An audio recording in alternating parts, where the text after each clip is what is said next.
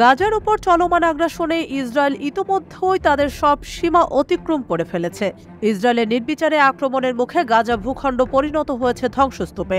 এর মধ্যে নতুন করে রাফায় আক্রমণ শুরু করেছে ইসরায়েলি দখলদার বাহিনী। রাফা আক্রমণ নিয়ে যুক্তরাষ্ট্র সহ বিশ্বের সব ক্ষমতাধর দেশ ইসরায়েলকে সতর্ক করলেও পিছিয়ে আসেনি নেতানিয়াহুর দল। এবার রাফায় হামলার ব্যাপারে মুখ খুলেছেন জাতিসংঘের প্রধান আন্তোনিও গুতেরেস। ফিলিস্তিনের গাজা উপত্যকার রাফা শহরে ইসরায়েলের অভিযানের প্রতিক্রিয়া পুরো অঞ্চলে ছড়িয়ে পড়বে বলে সতর্ক করে দিয়েছেন তিনি। রাফায় ইসরায়েলি বাহিনীর অভিযানের পরিণাম নিয়ে জাতিসংঘ মহাসচিব সামাজিক যোগাযোগ মাধ্যমে এমন মন্তব্য করেছেন।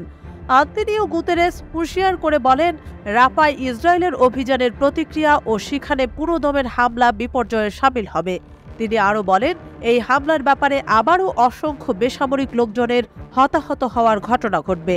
আরও অসংখ্য পরিবার আবার পালাতে বাধ্য হবে, যদিও তাদের যাওয়ার মতো আর কোনো নিরাপদ জায়গা অবশিষ্ট নেই। এই অভিযানের ফলে গাজা উপত্যকায় তৈরি হওয়া পরিস্থিতি ভুল পথে এগোচ্ছে বলেও সতর্ক করে দেন জাতিসংঘ প্রধান।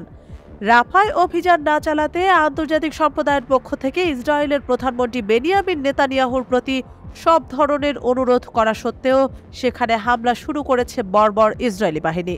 ইউরোপীয় ইউনিয়নের পররাষ্ট্র নীতি বিষয়ক প্রধান জোসেফ বোরেল বলেছেন, রাফায় অভিযান না চালাতে আন্তর্জাতিক সম্প্রদায়ের পক্ষ থেকে ইসরায়েলের প্রধানমন্ত্রী বেনিয়ামিন নেতানিয়াহুর প্রতি সব ধরনের অনুরোধ করা সত্ত্বেও সেখানে হামলা শুরু হয়েছে।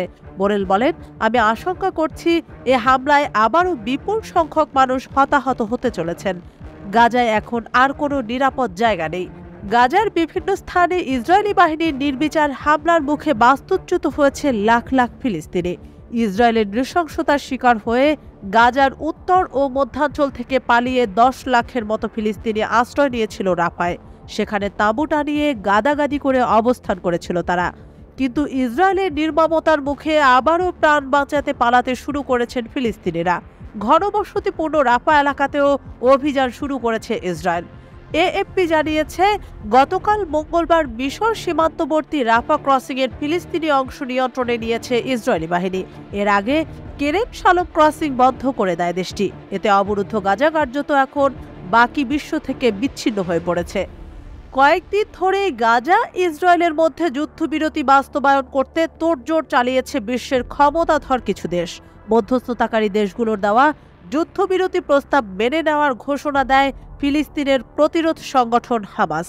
যুদ্ধবিরতির খসড়া চুক্তি মেনে নেওয়ার কয়েক ঘন্টার মধ্যেই রাফায় হামলা শুরু করে দখলদার ইসরায়েলি বাহিনী। এই যুদ্ধবিরতির চুক্তিতে ইসরায়েলের শর্ত মানা হয়নি দাবি করে আবারও রাফায় হামলা শুরু করে ইসরায়েল।